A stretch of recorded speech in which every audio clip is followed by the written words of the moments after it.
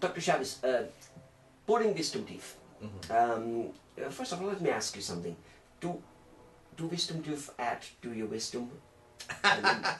Yes, no? No. The reason they're called wisdom teeth is they tend to show up approximately around the age of 21, which is... That's when I did the most stupid things in life. What are you talking about? I mean, that was my stupidest time of life.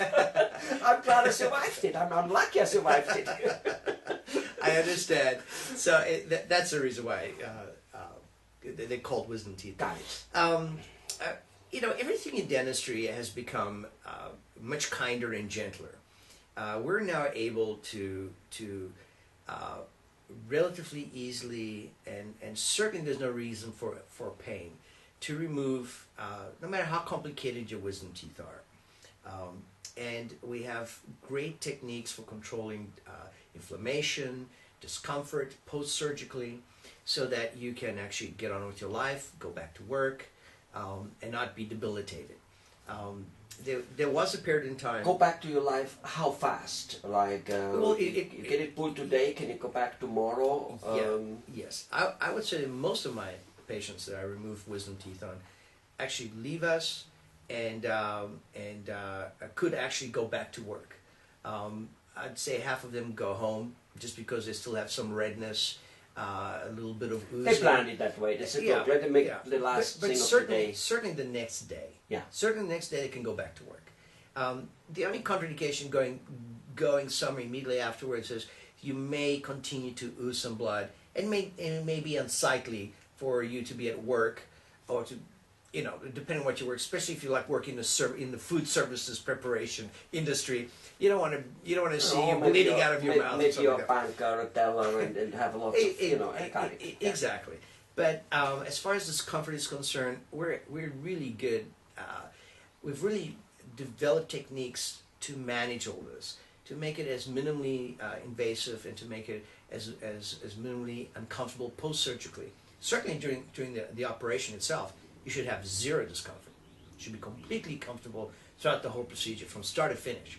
Even if what you guys call an impacted one. No, that's what we're talking about. I'm talking about. They're all impacted or what? I'm talking about, you know, teeth that are aligned sideways in your head. Yeah. Got it. Yeah. So, and do they have to come out? Let's just say a wisdom tooth is in there straight, not growing this way. There he is. Do they all have to come out, or is it like a person-to-person call? It's definitely a person-to-person call.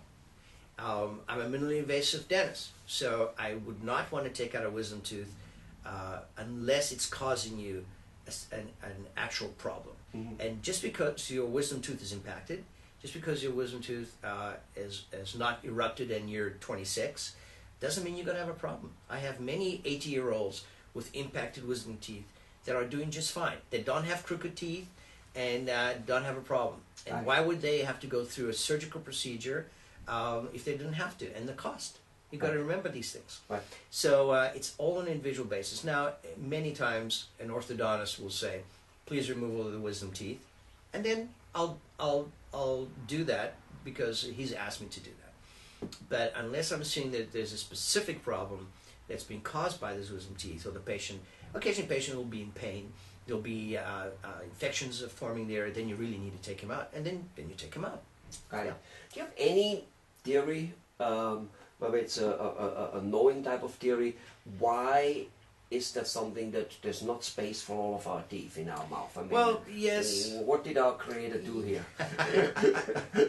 Oh boy, now you're getting to deep waters. Yeah. Listen, there are theories. One of the theories is that we as humans have changed the type of diets we used to have. So we've included a lot more sugars and grains and refined foods and things like that have impacted the way we use our mouths and the development of our jaws. And so there's a belief out there that the fact that we've changed our diet has actually changed the size of our maxillas and mandibles, and we're actually becoming shorter. And so That's the I see. philosophy that's So out there. basically, just like the normal evolution, this is part of it. We're kind of witnessing it here. You Yes. know, I guess we're not ripping off raw meat from beef anymore, but putting soft donuts in it.